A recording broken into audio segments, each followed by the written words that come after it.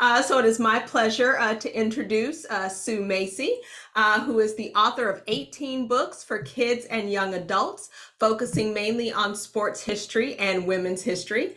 Her first book, A Whole New Ball Game, the story of the All-American Girls Professional Baseball League, was only the second one published about the league. Since writing it, Macy has attended at least 30 of the players' annual reunions and spent 6 years as the secretary of the AAGPBL Players Association. Macy also headed the Public Relations Committee for the league's 75th reunion and served as a consultant for season one and Prime Video's a League of Their Own TV series. We won't get into that. There was a presentation earlier. Thanks to the interest in the league generated by the series, A Whole New Ball Game was re-released after 30 years in 2023. Sue is a magna cum laude graduate of Princeton University, where she majored in American history with a concentration on women's history. Today she lives in Englewood, New Jersey, and today she's talking about I was a fly on the wall at the first AAGPBL reunion. Take it away. Thank you very much, Lisa. Appreciate it. When I saw the title of this conference, Through the Lens of Baseball, I couldn't quite get my head around it until I realized that that's kind of how I look at life. So it makes perfect sense that I'm speaking here. And that is all because, well, I grew up a baseball fan, Major League Baseball fan, but in 1981, for the first time ever, learned about the All-American Girls Professional Baseball League. It was the best kept secret in sports at the time. And I happened to find a page and a half about it in a book called First of All. And that was about firsts in women's history. And so I pursued that. I mean, I talked about my book last week to the IWBC, and I told the story that the day after I learned about this league, I took the day off from work and I went to the closest library, college library I could find with public transportation because I didn't have a car, and I just dove into the reader's guide, and because there was no internet back then, and I found everything I could about the league.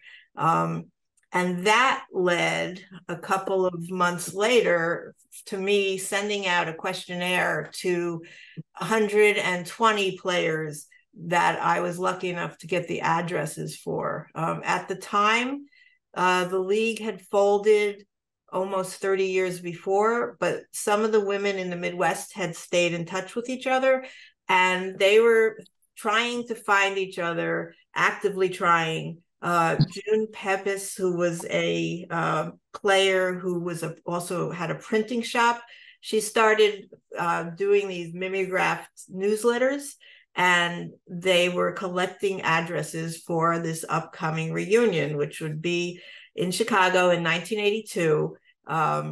So 39 years after the league was founded. Is that right? Yeah, 43 to 82.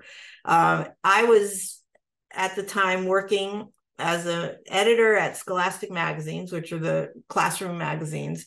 And I was writing one article after another, spending a week at a time. And all I wanted to do was dig my teeth into something that I could stay with for more than a week. And so 41 years later, I'm still writing and talking about the league. So I think I found what I was looking for. Okay. So in 1982, Ronald Reagan was president. Chicago had a female mayor, Jane Byrne. Gas cost $1.28 a gallon. Born that year was former South Bend Mayor Pete Buttigieg, Kelly Clarkson, Diana Taurasi, Nicki Minaj. So it was a long time ago. And I was young. I was 28, as I said. I wanted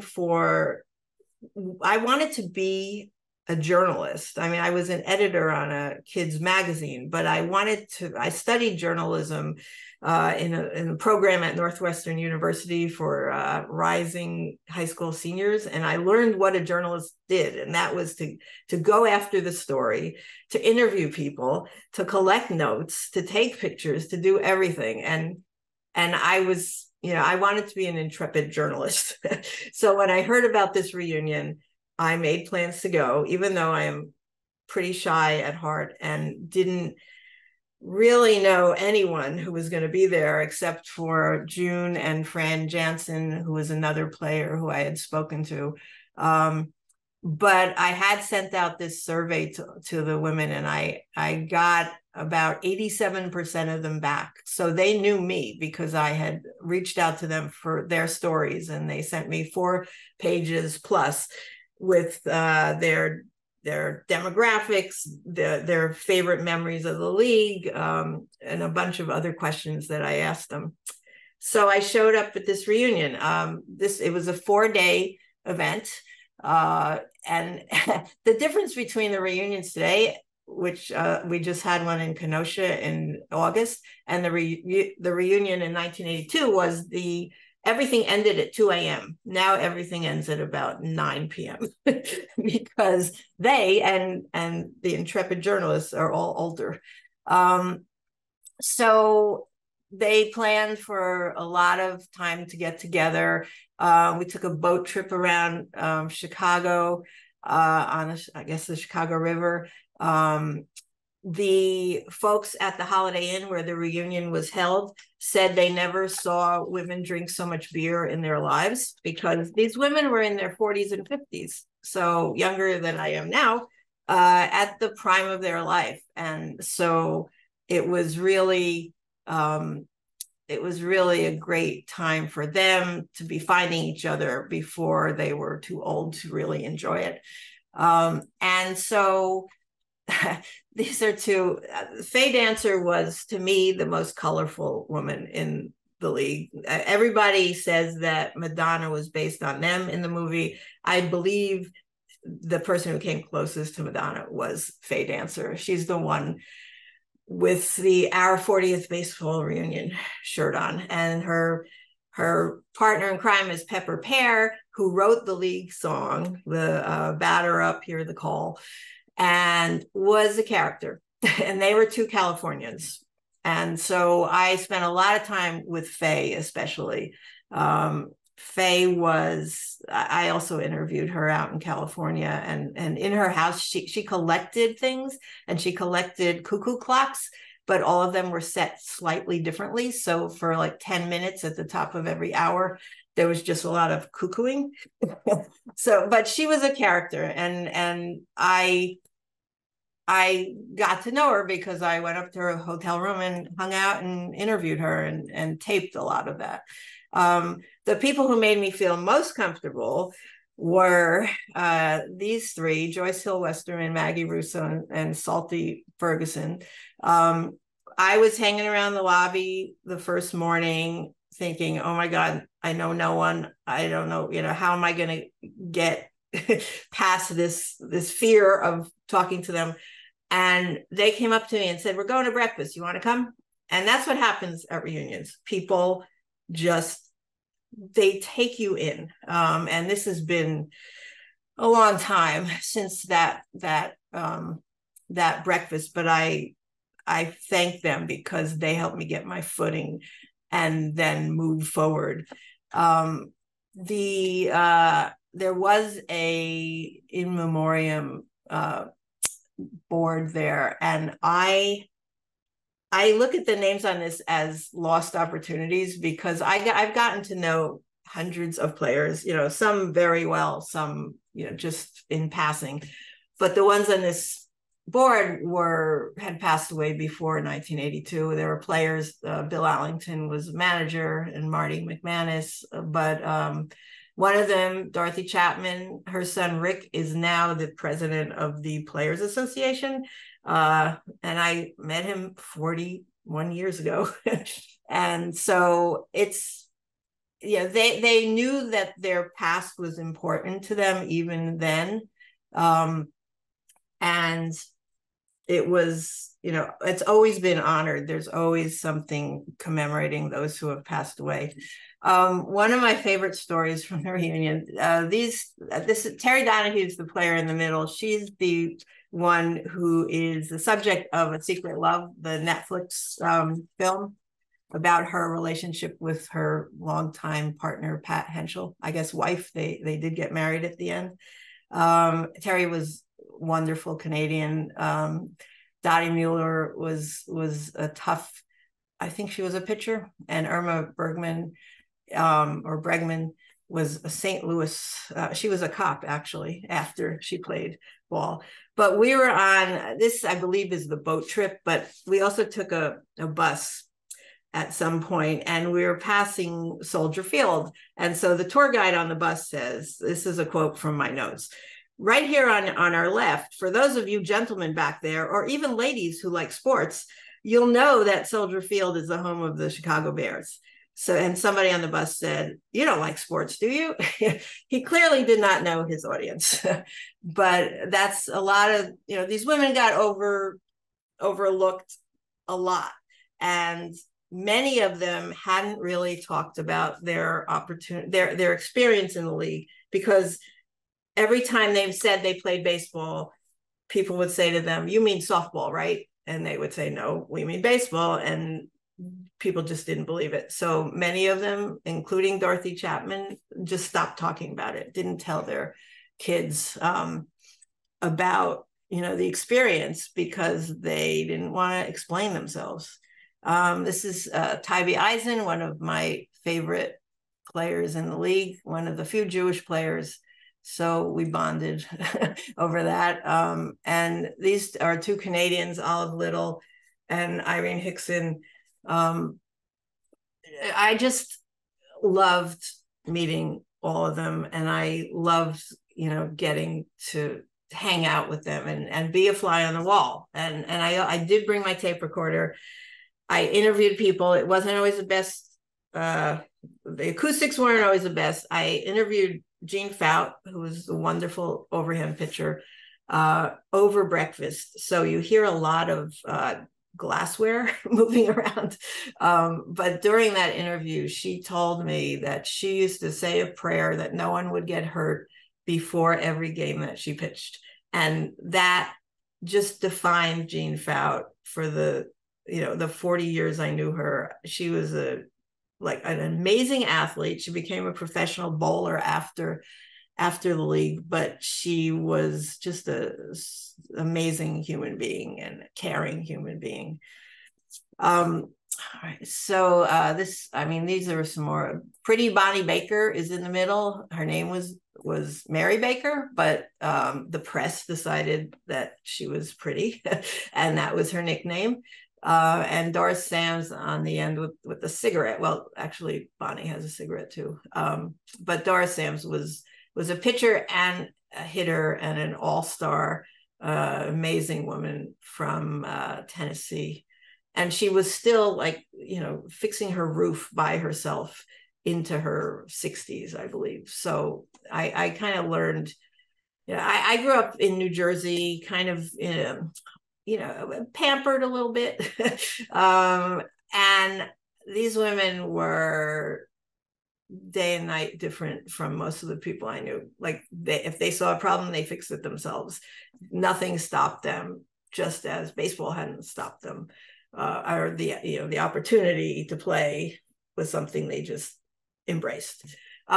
We went to a Cubs game, and at the Cubs game, they did honor the Peaches. And this is before anybody was talking about the All-American League. This was 11 years before the League of Their Own movie, way before, the TV show, obviously.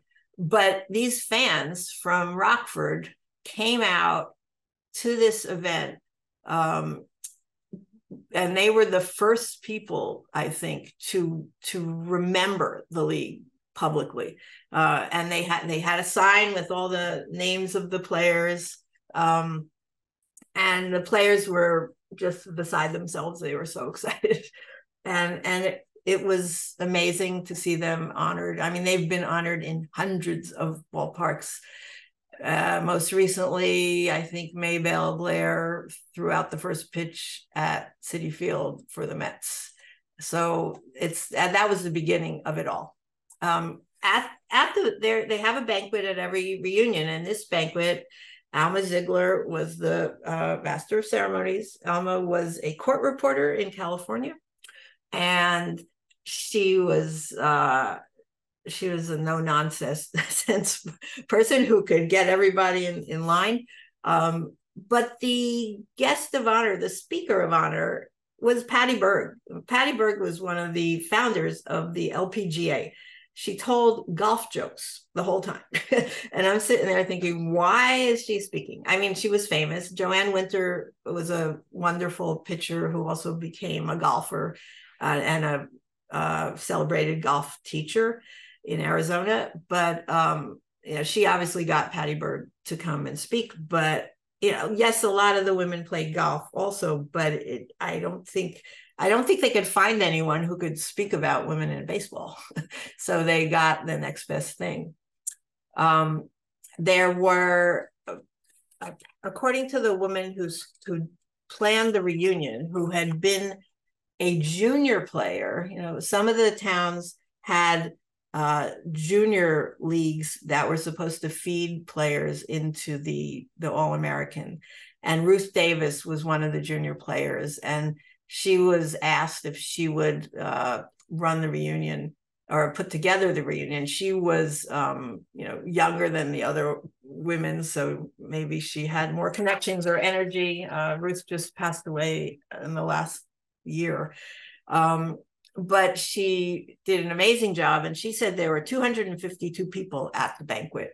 And unlike today's banquets, where you have 9 players and maybe 150 family and friends, most of them were players. There was not a lot of press there.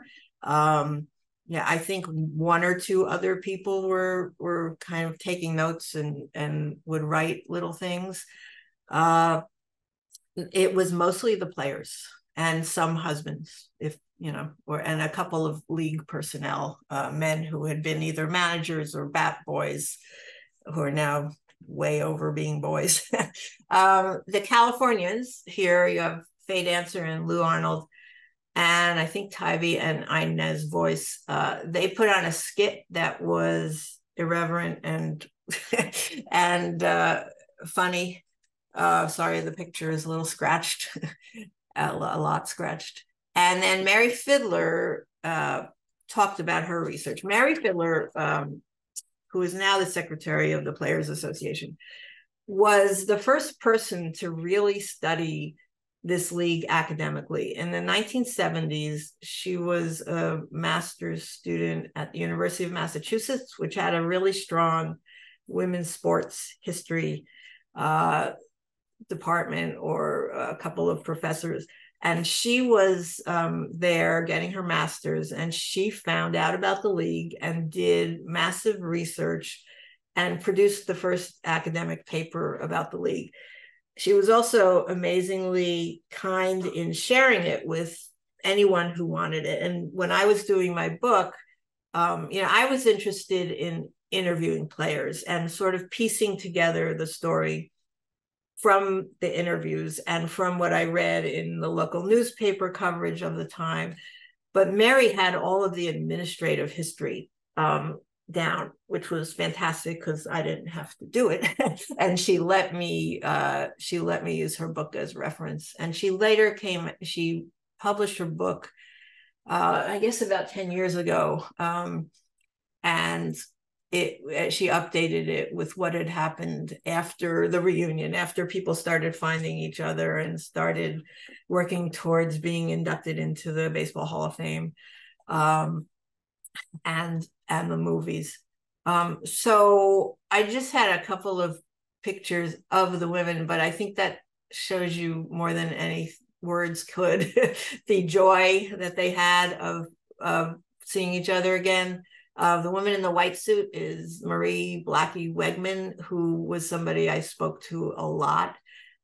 She was very intelligent, she had a good perspective on the history of the league. This is okay. So they got together by team. The woman in the front in the dark shirt is Marilyn Jenkins, who had started as a as a Batgirl in Grand Rapids, and she made it all the way up to be a player in the league. Many of the Batgirls or junior players never made it to the league because it folded in 1954. But Marilyn did get to be a player. She was a good friend of mine. This is, okay, in the front here in the white suit is Betty Trezza, Brooklyn's own Betty Trezza, who was the youngest of 12 children. And when she told her mother she had this opportunity to play baseball in the Midwest, you know, some mothers actually went with their kids because they didn't trust having their kid go off by herself. Her mother said, okay, go. You know, and she had 11 other kids to worry about. But Betty was fantastic. When she died, her coffin had the All-American Girls League logo in wood engraved in the side. There's also a Betty Trezza Way in Brooklyn, which is the street where she grew up in. And this woman in the second row, the white in the middle, is Sophie Curry's, who stole more bases than any man or woman professional ball player in one season ever. And she was a character. June Pepys, who's the woman who started this all, is in the red shirt on our right, I guess. Okay, and I just one more picture. Okay, and these guys, I think they were singing the league song. Dottie Collins in the black vest with the white pants, a white shirt. She was the editor of what would become the newsletter, which came out several times a year. And she was really dedicated to telling the story of the league. You know, this reunion, like any time that you haven't seen people for decades, this particular reunion, people were just reconnecting. And, you know, at the end they said, till we meet again, not thinking they would. And then 3 or 4 years later, there was another reunion, and then another. And they weren't every year in the beginning, but they were frequent enough that I got to see a lot of the Midwest. And then they became every year, I guess in around 2000 or so, minus COVID. So I love seeing these women so young, and getting to know them. You know, it started for me in 1982. When I wrote my book, I mostly knew the older players because those were the first ones who were located, and also the ones who didn't get married, so their names didn't change, so they were also easier to find.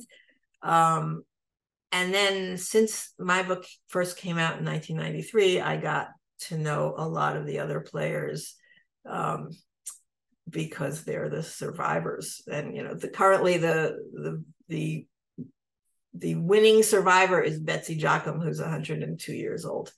And as you know, as you probably know, Maybelle Blair is 96 and still running around the country. Okay, so that is those are the pictures. There's not much time for questions, but if you have questions, feel free. Yeah, thank you. There's a lively discussion going on in the chat about just how awesome all of those pictures are and how grateful we're all that this is being recorded. And someone mentioned earlier, these pictures really should be in a museum somewhere so that everyone can have access to them. Does anyone have any questions? We have a couple minutes. If you can either put it in the chat or raise your metaphorical hand, as Zoom allows us to do. I think everyone. Oh, Donna? Let's see if I'm still muted here. Can you hear me all right? We sure can. Super. Okay. I really wonder, let me see, let's see if I know how to start my video. Okay. Start a video. Let's see if that works. Cool. Okay. So I really wonder about the role of radio in all of this, because Patty Berg was one of the few women to have her own radio show. Oh. So did Babe Didrikson, but they were kind of like chosen as the okay women athletes. And I wonder if there was a discourse in the culture during the time of the All-American Girls League that, you know, with you didn't talk about lesbianism, but there was a subtext of, you know, these women athletes, what do we know about them? And people just didn't talk about them as much. I mean, it's great that they're getting publicity now, but were you able to interact with them about what they did to get publicity back then in an era when you weren't allowed to? Well, shockingly, many of the hometowns wrote about every single game in their sports pages. So they assigned, some of the sports writers would make passes at the players and not give them good write-ups if they refused. So there was that. But many of the towns like Grand Rapids, South Bend, they had daily reports on what was going on. So later on, there were radio broadcasts of the games. I sat in a car once going to an event with Betty Trezza and Jean Visage, who was from New Jersey, listening to Betty Trezza play baseball in the 40s because I had an audio cassette of it. Indeed. I guess I was thinking about the national trades, like, you know, the Sporting News and, you know, things of that nature, which really, you know, just like how they treated the Negro Leagues, they sort of treated the All-American Girls League as sort of other. Well, it was other, but, you know, they didn't talk about sexuality at all. But they did give them, like, there was a Kat would know the list of the major league results came out in a book at the end of every year, and there were several years where the All-American League results were in there, so they were not ignored. Except, yeah, nationally, there was a Time magazine article, a Life magazine, some of the other magazines wrote about them as a curiosity. They didn't cover them. But the local teams really did cover them, and that's an important distinction. That's a really fruitful place for research about how the local press. Yes. Thank you so much, Sue. I love your work. Oh, thank you. Thank you. Yes, and thanks again to Sue. That was absolutely awesome. And we have like a minute or two before our next presenter, and actually is, oh, and I see Ryan is here, so. Somebody asked if there were women covering the AAGPBL, and I don't offhand, I can't think of any, although I feel like there might have been people doing feature stories, but it was mostly men. I'm sorry. not anymore. Now there's plenty of women covering. I was honestly just wondering because, you know, how a lot of times they kind of assign people to cover, like they're like, oh, you're a woman, you must be interested in women's baseball, you know, and they assign, like, now it seems there's kind of that push. I didn't know if that was a thing back then. No, they had the male, mostly the male reporters were covering them, for better or worse. Well, thank you. Thank you for letting me go on and talk about my favorite ladies. Thank you so much.